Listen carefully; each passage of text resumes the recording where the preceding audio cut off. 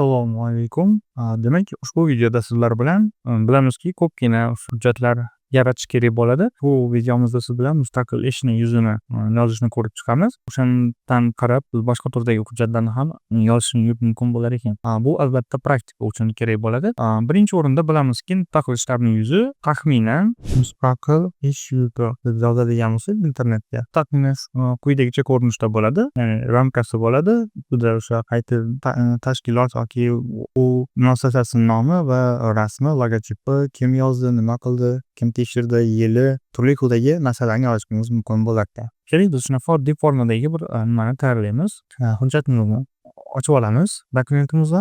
Buni ochganimizdan so'ng Caps Lock tugmasini bosib olamiz. Caps Lock tugmasi bu siz shiftni bosmagan holatda katta harflarni yozishingiz mumkin bo'ladi. Demak, keling, O'zbekiston Respublikasi o'rta maxsus va oliy ta'lim vazirligi degan so'zlarni yozamiz. Va bu so'zlarni kattalashtirishimiz kerak. Har bir so'zlarni belgilash uchun Ctrl A tugmasini yoki mishka bilan belgilab olishingiz mumkin. Ana endi bu so'zlarning shriftini kattalashtirish uchun quyidagi joyga kelamiz. Bu joydan solpi biroz kattaroq 26 menimcha normalniy bo'ladi. Ana endi biz yozuvni shrift o'zgartiramiz. Buning uchun mana joydan tanlab o'zingizni o'zgartirishingiz mumkin. Yoki bo'lmasam ustiga bir marta bosgan holatda siz shriftni izlashingiz mumkin. Times New Roman. Ushbu shriftda biz O'zbekistondagi ko'p hujjatlarni shu shriftda yozamiz. Shuning uchun tanlaymiz buni. Ko'rib turganingizdek, shriftimiz o'zgardi. Keling endi buni o'rtaga joylashtiramiz. Vazirligi va oliy ta'lim vazirligi emas, shunchaki oliy ta'lim deymizda va universitetimizning nomini yozamiz. Universitetimizning nomi aytaylik Termiz davlat universiteti desak to'g'ri bo'ladi. Termiz davlat universiteti. Demak, biz o'sha nomimizni yuqori qismini yozib oldik. Keling, buni shriftini yozmay kichkina qilamiz. Ikki qatorga joylashtirishlik uchun menimcha 16-18 bo'lsa to'g'ri bo'lar ekan. Ana endi keyingi qiladigan ishimiz biz kafedrani yozishimiz mumkin. Masalan, aytaylik axborot, informatika. E'tibor bering. Hozir men qanday qilib butun bir so'zni klavish orqali belgilayapman. So'zning yon tomonida bosgan holatda Shift va Ctrl chap strelkani bosganimda butun so'zni belgilab olyapman. Informatika kafedrasi deymiz, kattaroq harfga yozamiz. Demak, endi keyingi nimaga o'tamiz. Va bu joyda siz qanaqadir fandan yozishingiz mumkin. Masalan, ma'lumotlar bazasi fanidan mana bu joyga qo'sh tirnoq yozishingiz kerak bo'ladi. Bazasi fanidan tayyorlangan bitta enterni bosamiz va referat. Endi referat so'zini keling mustaqil ish kerak. Mustaqil ishi degan so'zni biz katta harfga yozishimiz kerak. Chunki bilamizki, mustaqil ishi referati degan so'zlar katta harf bilan yozilgan bo'ladi ko'p hollarda. Endi buni katta harf ko'rish uchun albatta yana shriftga boramiz. Shriftdan 56 ni tanlaymiz yoki 8 56 ni tanlasak ham bo'lar ekan. Endi undan oldingi yozuvlarni esa ozroq kichkina qilamiz. Aytaylik 20 yoki 8 16. 18 qilsak ham bo'ladi. Faqat mana bu joyga e'tibor bering. Bitta enterni bosganimizda, enterni bosganimizga pastki qatorga tushib qoldi. O'shani bitta qatorga joylashtirmoqchi bo'lsak, yuqori qatorga chiqib, delete tugmasini bossak, bizni yuqori qatorga chiqarib beradi. Endi probut tugmasini bosish orqali so'z va qo'sh tirnoq orasida joy qoldiramiz. Demak, mustaqil ishimizni, mustaqil ish degan joygacha tayyor bo'ldi. Endi keyingi yozadigan narsamiz bu albatta mavzu bo'ladi. E'tibor bering, enterni bosganimdan so'ng oldingi qatorda joylashgan shriftning o'lchami pastga ham tushib qoladi. Shunday holatda yana shriftning o'lchamini o'zgartirib olishimiz kerak. Aytaylik, ana endi yana enterni bosamiz va mavzu deb yozamiz. Mavzumiz Caps Lockni o'chiramiz. Mavzumiz aytaylik NoSQL turdagi ma'lumotlar bazasi bilan ishlash. Demak, ushbu mavzuda siz mustaqil ish yozayotgan bo'lishingiz mumkin.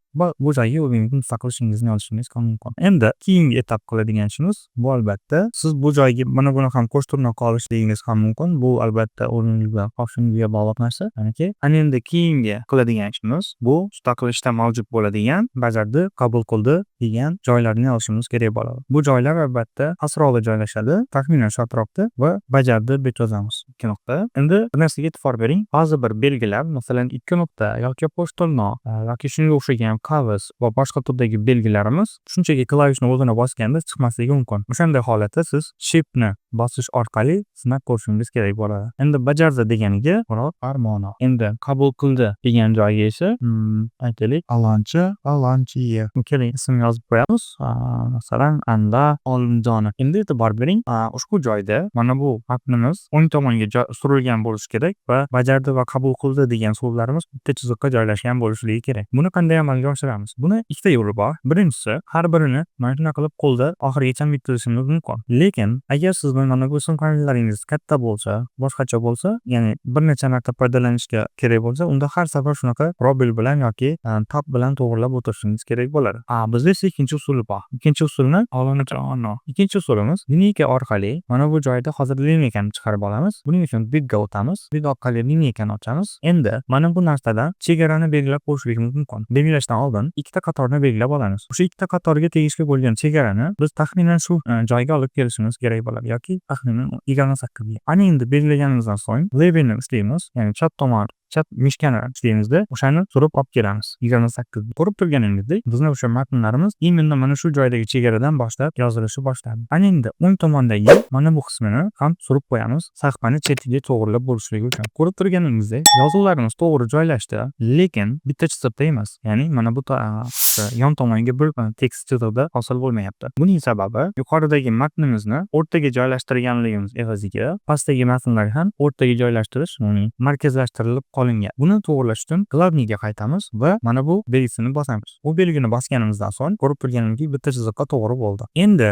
keyingi qiladigan narsamiz bu bajardi va qabul qildi degan so'zlarni qalinroq shriftga o'zgartiramiz. To'g'riroq, jirniroq qilamiz. Belgilab olamiz. Belgilab olgandan so'ng shriftning tagida glavniy menusida B degan tugmaga bosamiz yoki klavishlardan Ctrl B tugmalarini bosish orqali qora rangga bo'yab qo'yishimiz mumkin. Ya'ni o'tkirroq qilamiz. Ikkinchisini ham bunday qilamiz. Ko'rib turganingizdek bajardi, qabul qildi. Endi keling siz bilan keyingi narsani amalga oshiramiz. E'tibor bering, biz o'sha qoldirgan, ya'ni mana bu chizib tortgan chiziqni chegarasini cho'zib qo'yganimiz uchun keyingi interlarimiz ham imенно shu joydan boshlanadi. Endi buni to'g'irlash uchun joyiga qaytarib qo'yamiz. Ana endi keling biz hozir mustaqil ishimizning umumiy ko'rinishi qanday holatda bo'lyapti, buni ko'rib olamiz. Buning uchun Ctrl orqali mishkamizni kolesosini aylantiramiz. Ko'zga qulay darajada bo'lguncha kichkinalashtirib olganimizdan so'ng bir marta o'qiramiz. Hammasi joyida bo'lsa, keyin davom ettirishimiz mumkin. Mana bu joyda mustaqil ishi va tayyorlangan degan so'zlar orasida ikkita qator tashlaymiz, o'qishga qulayroq bo'lishligi uchun. Ana endi mustaqil ishi degan so'zdan keyin ham bitta qator xo'sh joy tartiblaymiz. Mavzu ana endi sal chiroyliroq ko'rinadi. Ana endi keyingi qiladigan ishimiz,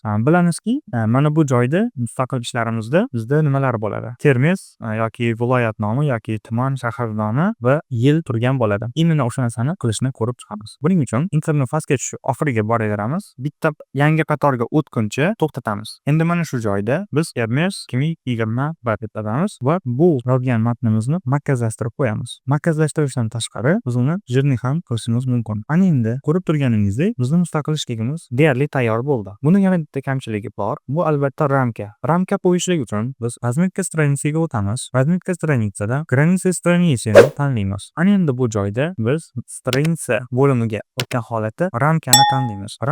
Ramkaning turlari mavjud. Ulardan sizga qaysi biri ma'qul bo'lsa, o'shani tanlab подтвердить tugmasini bosishingiz mumkin. Yoki bo'lmasam ramkaga turli xildagi ranglarni ham berishingiz mumkin bo'lar ekan. Bizga hozirgi vaqtda qora bo'ladi, lekin o'sha ramkamizning qalinligini 6 punktgacha ko'tarishingiz mumkin. Keling 4-5 punkt qilamiz. Va yana bir narsaga e'tibor bering. West dokument holatda turibdi. Ushbu ramkamizni dokumentning barchasiga, shu hujjatimizdagi barcha sahifalarga qo'yib chiqadi. Buni hozir siz bilan ko'ramiz. Подтвердить. Ko'rib turganingizdek ramkamiz qo'yildi, lekin ramkamizni so'zlar bilan so'zlar ustiga chiqib ketib olyapti. Ya'ni so'zlarimiz ustiga chiqib ketib olyapti. Buni to'g'irlash uchun yaqinlashtirib olamiz va mana bu joydagi rampet chegaralarini kattalashtiramiz. Ya'ni chetroqqa suramiz. Ana endi ikkinchi tomonni ham to'g'irlab olamiz. Endi bu tomonni to'g'irlab olganimizdan so'ng sahifani o'zida bu chepki tomondagisini ham yuqoriroq chiqaramiz. Ko'rib turganingizdek, ramkamizni sahifaga moslashtirib oldik. Pastki qismi qoldi, pastki qismini ham tortib qo'yamiz. Ramkamiz yaxshi joylashdi. Endi yuqoridagi yozuvimizni pastga tushirishligimiz kerak. Bu yozuvni pastga tushirish uchun enterni bosamiz. Yozuvni boshiga borgan holatda yana bir marta enterni bosamiz va ko'rib turganingizdek, mana bu yozuvlar, mana shu birinchi qatordagi yozuvlar bir-biriga tiqilib qolmoqda. Bunday holatda siz O'zbekiston Respublikasi o'rta maxsus yoki o'rta maxsus va oliy ta'lim degan yozuvni alohida bitta qatorga tushirishingiz mumkin. O'shanda chiroyliroq bo'ladi. Kerakli nuqtaga borib olamiz va enter tugmasini bosamiz. Ko'rib turganingizdek, ana endi nisbatan yaxshiroq, chiroyliroq ko'rinmoqda. Endi bundan keyin yana bir tekshirib ko'ramiz. O'ylaymanki, bu qilgan ishimiz yomon chiqmadi. Mustaqil ishimizni endi keyingi sahifalar sahifalariga mana bu ramkamiz ta'sir qilayotganligini yoki qilmayotganligini tekshirib ko'ramiz. Buning uchun eng oxirgi qatorga tushib, enter tugmasini bosamiz va ko'rib turganingizdek keyingi sahifaga ham ramkalar yozilmoqda. Lekin aslida ramka bizga kerak emas. O'shanday holatda biz qolgan sahifalardagi ramkalarni olib tashlash uchun границы stranitsiga qaytamiz va bu joydan примить к вес dokument joyidan faqatgina первая страница deganni tanlaymiz. Tanlaganimizdan so'ng подтвердить ni bosamiz. E'tibor bering, ikkinchi sahifadagi ramkamiz olib tashlandi. Ana endi siz xohlagancha sahifalar qo'shib mustaqil ishingizni yozishda davom etishingiz mumkin. Ushbu videoda qilmoqchi bo'lganimiz shulardan iborat edi. Keyingi videolarda ko'rishguncha sog' omon bo'ling.